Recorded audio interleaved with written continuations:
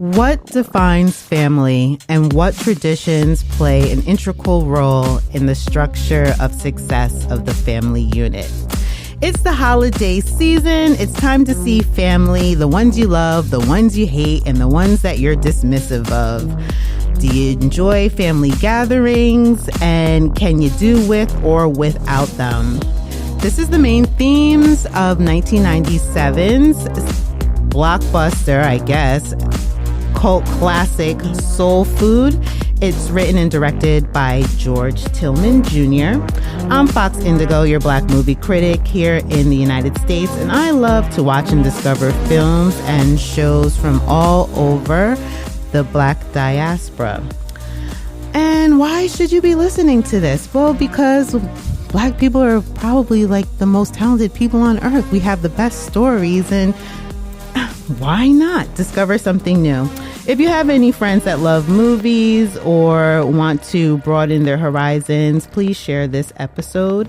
Follow the discussion as we discuss the highlights of today's movie. And of course, we do have a guest. So please just sit back. Like I said, share with a friend while we take a break. And we're going to share this sponsorship, which is from Spellbound. So please hold.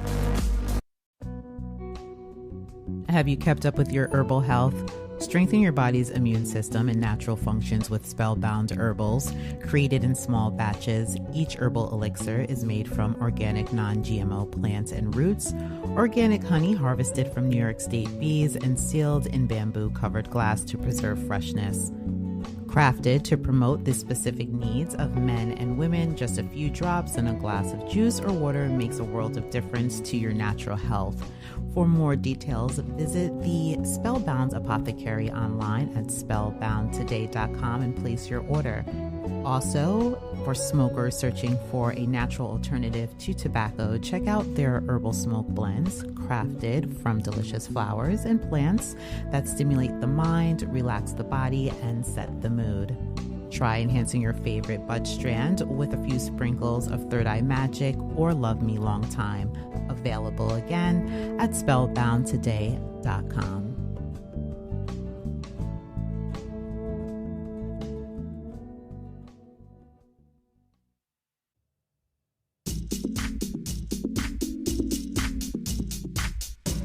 Greetings, I'm Fox Indigo, and you're listening to Fox on Films with Friends.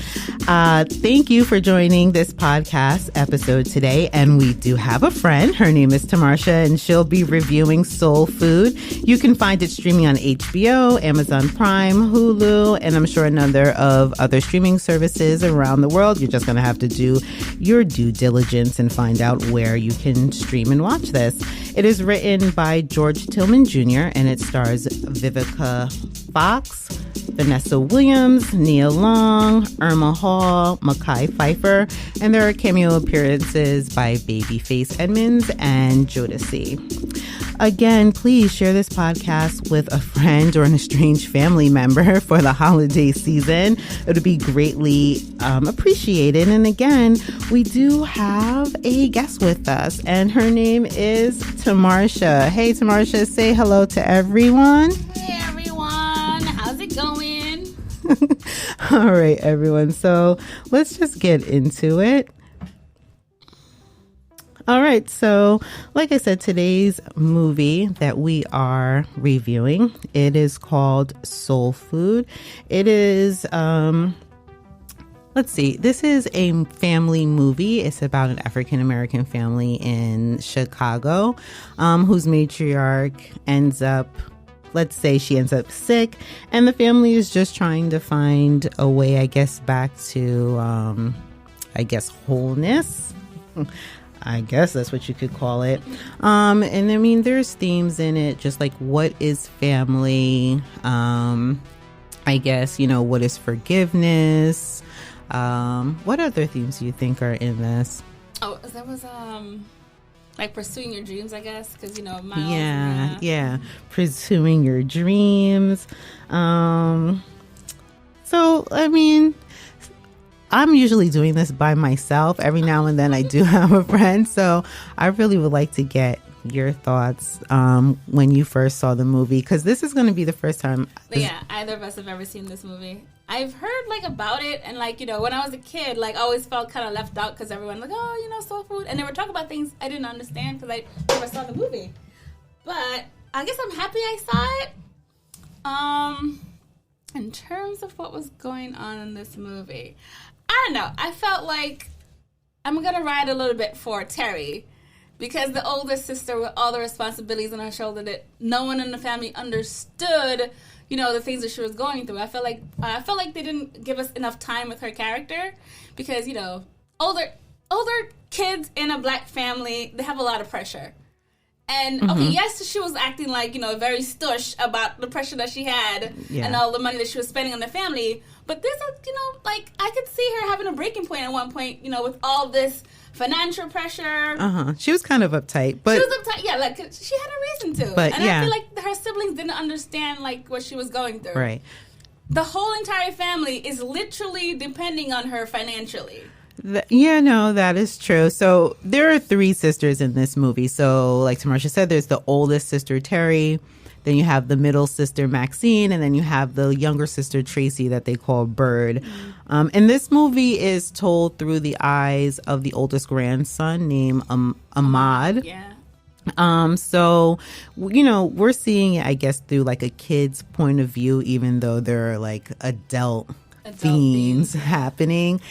And now that I'm saying that, I'm like, some of the stuff that y'all were doing in front of the kid, like, you didn't want to tell him leave the room or something. Really? Yeah. So, like, what are some of the highlights or the things that really stood out to you? I did. I mean, besides, because like you said, like the oldest having like that pressure. You know, like oldest kid, you got to go to college. You got to make sure you're the one that goes to college. Yeah. Yeah.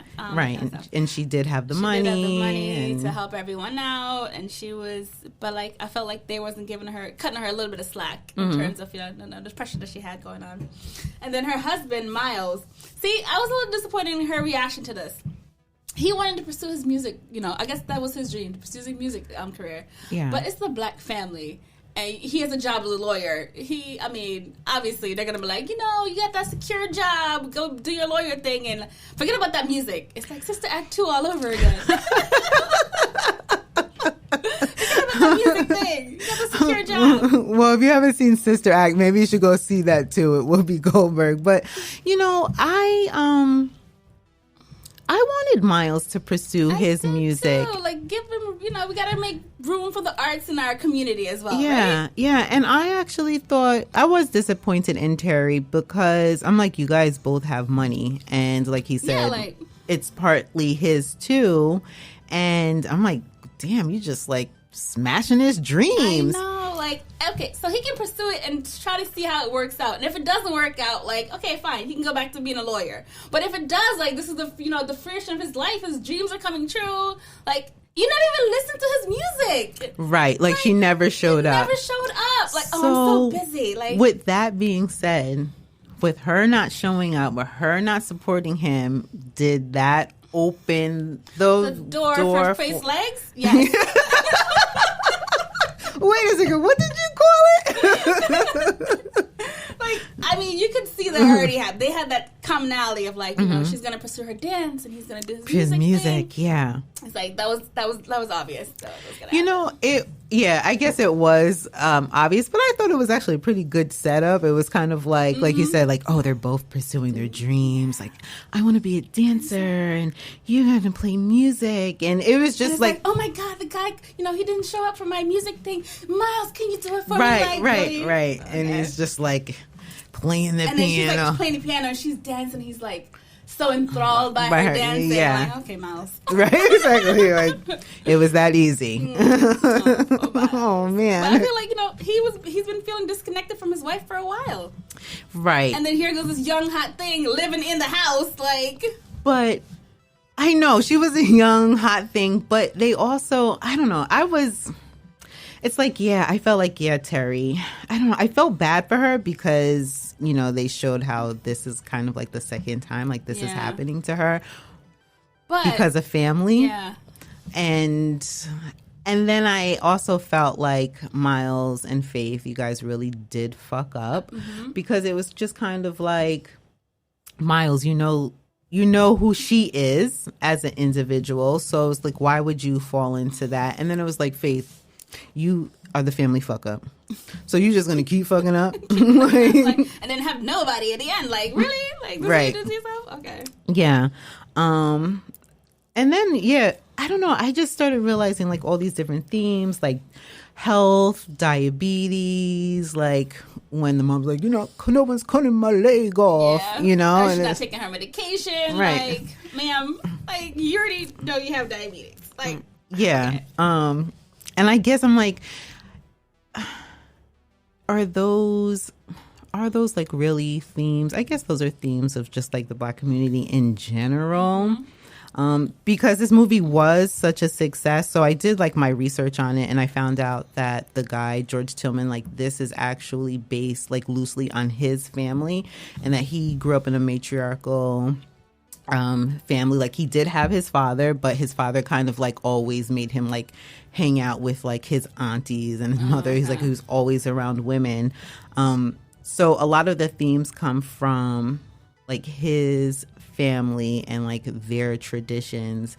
And now that I'm older, like I didn't watch the movie when I was younger, but like there's people like around talking about the movie. And then as I'm like watching this movie, I'm like, oh wow, there's like all these themes, kind of like when Bird's husband, I forgot, Lem was his name.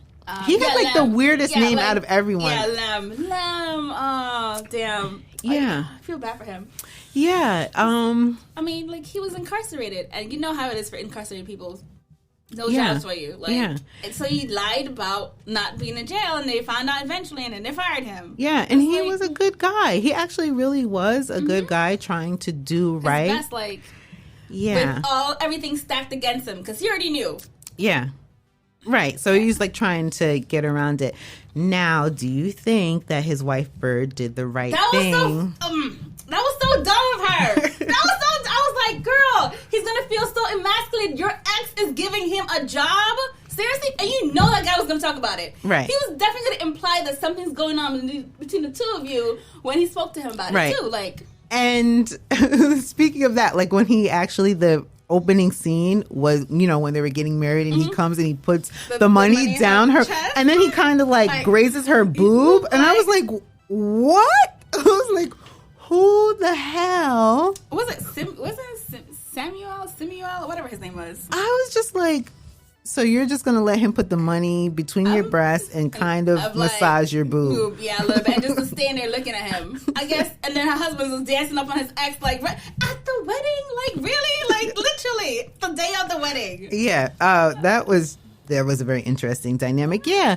And so that was like one of the other themes about women emasculating the Black man, because when Lem went to go speak to his brother-in-law and when he lost his job to begin with, and they're like, no, don't tell her, because you know how Black women are. They're like this and that. And then part of me, I got offended by it slightly, because I'm like, is that really like how you view us as women, as Black women? Like, we're like, no, you have to have a job. You're worthless if you don't do this. And like to the point where you have to hide it from her. Like, I feel like it would have been just better to tell her right off the bat. Because now it feels like you've hid something from me. And then there's like a little trust issue now. And then like now she feels like, oh, well, since he's not looking, I got to go out and find a job for him. Like, Right.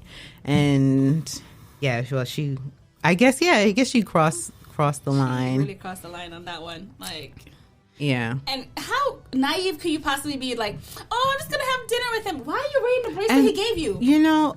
That is what kind of bothered me. I'm like, okay, I understand maybe going behind his back and doing something, hitting up an ex where I guess you really shouldn't have been doing that.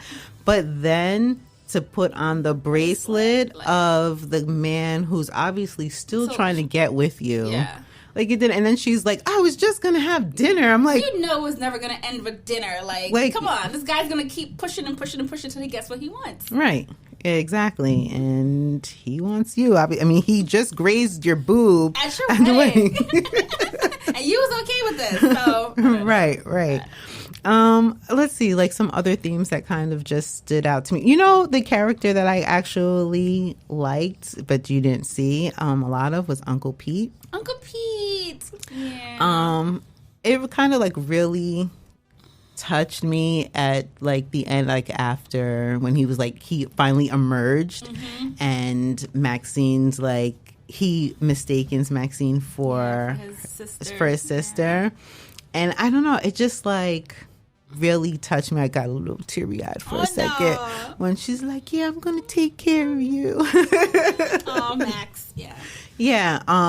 And I can say with Vivica A. Fox, I think this is probably like one of the best movies that she's been in. I enjoyed her character, and I enjoyed her marriage. Yeah, me too. It was like, oh man, why? Look at them, still 14 years and still in love, like out for each other. I enjoyed it. Yeah, I did appreciate that. I was like, good acting, Vivica. Like, you're not being obnoxious and like loud, and you're just like this nice family woman being like the head of the family, keeping the family together. Keeping the family together. And I enjoyed that. But how about something that stood out to me? The little girl that never talked. Oh wait, her daughter? Yeah. Oh yeah. She never spoke. She really didn't, actually. She didn't have one line. She really didn't speak. I don't remember her having one line. Maybe she was somebody's relative and they cast her in that part. I was just like, she didn't really. Her brother was the one carrying the show on his back. Like, yeah, but I was just like, she can't be like, Mom, this is good, or no, Mom, she can't. No, she can't. She was like eating. She's in the kitchen. She's running around. I'm like, the little girl doesn't get a line. She doesn't, I guess. It wasn't important. It wasn't important. And I feel like I saw more of the baby than I saw of her. Yeah, right. Even the baby had a little crying. And then she was just there. Yeah, I don't know, that annoyed me just a little. I was like, this little girl doesn't get a line, but you know, it's a movie, so maybe she did have a line, and then they were like, oh, it didn't make it to the final cut. Right. Yeah. I mean, and just, I guess, talking about the final cut. So this movie was actually shot in 36 days. And they actually thought like the movie wasn't going to get made because everybody had such like different schedules. Oh, okay. And this was the first movie that Babyface, and it was his wife actually who produced the movie at the time. And his wife is actually now the girlfriend of Deion Sanders. So yeah, but at the time when they were together, this was like the first movie, and she had to actually convince him to actually do the movie. And then Fox Studios is the one like who actually distributed it, and they actually at first they kind of didn't want to do it either because they weren't really sure about the director. They didn't know like if he really was going to be able to like pull this off. But the movie was made for like $6 or $7 million, and it pulled in like $43 million. So it was like considered like a success, and it became like an instant classic. And it won 2 NAACP awards. And so what actually really made this movie popular was because at the time, more movies were about like inner city Black, so it was like Boys in the Hood and stuff like. Not about like the family dynamics. Yeah, it wasn't about family. It was like drugs and gangs. Oh, okay. And obviously that isn't every Black person. Like, we're not all doing drugs, and we're not all in gangs, and we don't all come from one parent families, and like. So I really, really enjoyed that about the movie. Are there any dislikes about the movie? Dislikes about the movie. Let me think about this now. Okay, so while you do that, while you think about it, we're gonna just take a quick break. We're going to thank Anchor, because Anchor is our second sponsor of our podcast. And then Tamarsha's going to come back with any dislikes about soul food. Thank you, Anchor, for that sponsorship. And like I said, we would be back. My guest is Tamarsha, and we're reviewing Soul Food, written by George Tillman Jr. And before the break, I had asked Tamarsha, what were the dislikes, if she had any, for the movie? I would have to say it's about Ahmad's over-involvement in adult business. Because, I mean, there's this little kid, like, messing with adults, but he's not understanding what's happening around him. Like, when he was trying to bring everybody to the family table for a Sunday dinner, he invited Faith and Miles. I mean, I guess he knew that, Miles and Faith had slept together, but I don't know if that really translated for a kid that, they slept together. Aunt Terry might not want to see Miles and Faith at the dinner table. At the like, table. So I'm like, I guess that was the only thing I disliked. She probably wouldn't want to see him either. Like, just... yeah. After I just saw with my own two eyeballs what you were doing with my cousin. Yeah. Wait, no, I don't think he saw. Because she pulled him around. Imagine how traumatizing that would have been to see, like, your uncle's butt. Just, like, doing stuff it shouldn't have been doing. So my kind of dislike is, I guess, the underdevelopment of the male characters. Since all the women characters were really developed, especially Maxine's husband. I don't remember what his name was. What's his name? I think his name was it Kenny? Maybe it was Kenny. It might be. We're just gonna call him Kenny. Kenny! I wish he was developed more. Since they had that happy relationship. Yeah, that happy supportive relationship. The ideal, like, black love relationship. Yeah. Together forever. He's still in love, blah, blah, blah. Like, Yeah. And you were saying, like, the whole strong woman. Oh, yeah, the strong black woman trope that they had going on, too. Right. Like, with Big Mama, she was a strong black woman that supported her family after, like, her husband, like, became a gambling addict and almost lost the house, stuff like that. And then, we saw the same things going through her daughters, like, having these strong black women to support their family. Because, there was not... It was like a whole matriarchal situation going on. There was like no men in the family. Yeah, and I was saying before, because the director, he had grown up around his mother and I guess like his aunts or whatever, even though his father was around, so it wasn't like dad wasn't there, but I guess dad kind of just like shoved him off to the women. Hey, go with the ladies. Get on my face, kid. Yeah, but you had Terry, who supported the family financially, and they all turned to her. Then you had like Maxine, who kind of like took over her mother's position, and then I guess she also probably mimicked her mother's life because she had the family, she had the husband, and then you had Tracy, who kind of wanted to stand by her man, who was a quote unquote criminal, and would help him any way possible. So yeah, you have those running themes, I guess, except for Faith, right? I guess Faith was like the weak link. Yeah, oh, poor Faith. But like, I would also like more information about Faith too. Now that I'm thinking about it, like, why is she the way she is? Right. Like, you have when Terry was talking about all those situations, she put the grandmother in, like, getting a car note and all this kind of stuff. Like, why? Yeah. She's been raising you since you were a kid, basically. So there's no reason for you to end up in that kind of situation. Right. So I wanted to know what was going on there. I mean, I guess they were trying to insinuate because, right, the grandma is her aunt. Yeah. So maybe it was just kind of, it's supposed to be insinuated because she didn't have her parents. This is why she was family fuck up. But I also agree with you. It's kind of like, but you actually had someone that supported you and loved you and took you in as their own.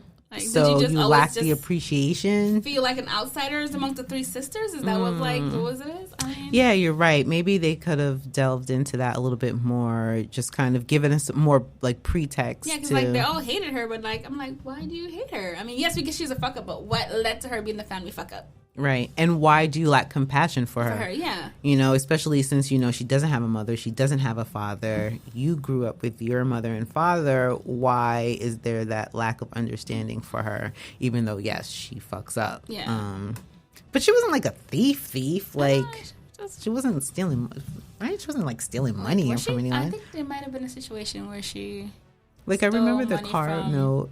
I definitely remember something running up her credit card or something like that. I mean, I guess that is kind of like some type of form of theft. But yeah, you're right. She should have been developed more. The male characters could have been developed a little bit more. I was going to say at first, when I first started watching it, I didn't like that Ahmad was the narrator. Oh. At first, I was like, why is this little kid narrating? Like, but then it kind of made sense because sometimes, even I would say now, being an adult, having children of my own, not that you forget that the children are there, but you know, they're children, so you don't really think that they're paying attention the way that they actually are. Yeah. So, yeah, at first that bothered me, but now I'm like, no, it actually makes sense. They know exactly what's happening in their families. They might not understand everything, but they know what's happening. Yeah, absolutely. Oh, well, Tamarsha, thank you for joining us. So my question is, do you think that this is the type of movie that we should be recommending? Because I have listeners from all over. So I just want to say hello, Germany. You're my number one listenership. I don't know why, but keep listening. And welcome to the Netherlands. Hello. And welcome, South Africa. Hey, South Africa. So, I mean, I can't believe that I have them. But, yeah, I mean, would this be a movie? I would recommend this movie. I feel like it's, you know, common themes anyone can understand and relate to. Mm-hmm. Yeah, I mean, like, most people still do the Sunday dinner thing. I remember when I was a kid growing up having Sunday dinner. Me too. I mean, I don't have it much as an adult now, but that's usually reserved for the holidays. But I enjoyed it when I was a kid. Yeah. You know? I did too. And I agree. Like, you don't have to be Black to enjoy the movie because there's just family themes. Like, what is family? Like, what is tradition? Like, what makes tradition? Like, what keeps the family bonded? Because, right, you do have the family members that you really, really love. And then there's, like, family members that you just kind of tolerate. Exactly. Like, you're my sister. Like, yeah, like I have to kind of love you, but I have to like you. Yeah. Right. So, I would recommend the movie as well. It's a lot of. I mean, it was good. Like it was messy. These characters are messy, but you know, that's life. Life is messy. Yeah, exactly. It's not cookie cutter. Maybe there's a small percentage just like I don't deal with this, but yeah, life is messy. Relationships change and they evolve, and then people change and they evolve, right? So, you know, maybe you did hate your sister growing up, and like now you're older and you kind of understand like the context. Which is the situation with the constant fighting between Max and Terry. Yeah. Terry feeling like she should be like the head of the family just because she's the oldest, but she doesn't have. I don't think she has the emotional. She didn't have the emotional intelligence to like deal with actual dynamic of running the family. Right. Yeah. Because she was hard. Yeah. Yeah. She was hard. But she did show kindness to Ahmad, her nephew. You know. There was that. I mean, she protected him from seeing Miles. Yeah. Yeah. No, definitely I would recommend this movie. Oh, that's just a technical glitch. And just forget about that. So, everyone, I wanted to say thank you to my friend Tamarsha for joining me on this podcast and sharing her thoughts. So we both recommend this movie. So hopefully you'll be able to find it. Like I said, it is on HBO if you're here like in the States. I'm not really sure about what other platforms, like how they look or like what's available in other countries. But I would say look up Soul Food. It is written by George Tillman Jr. So if you're interested, just Google that director. This movie was actually turned into a show later on Showtime under the same name. So if you want to check that out, I've never watched that, but by all means, check it out. So thank you, friend, for listening. Please invite and share with others. Also, if you know of any Black movies from around the world, all across the diaspora, I would love the recommendation, whether they're Caribbean, South American, if they're from Africa. I mean, even if they're like French or German, just if the story is centering around just Black life and Black culture, please share. I really do appreciate it. And also, please stay tuned. I know that I haven't really been consistent, but I promise you in 2023, I will do better. So probably in the next few days, I will start watching Lovecraft Country. And we'll have another friend, and we'll be doing it episode by episode. So if you haven't watched it, it is called Lovecraft Country. I'm not really sure around the world where you can find it, but it is an HBO production. And I guess, until next time, Tamarsha, you have anything to say before we go? I don't believe so. Just go out and watch the movie. And will you be joining me for another movie? I will definitely be joining you for another movie. Okay, so I think what we're going to be doing, like Tamarsha and I, we're going to be watching like old Black movies that are considered like classics that we've never watched before.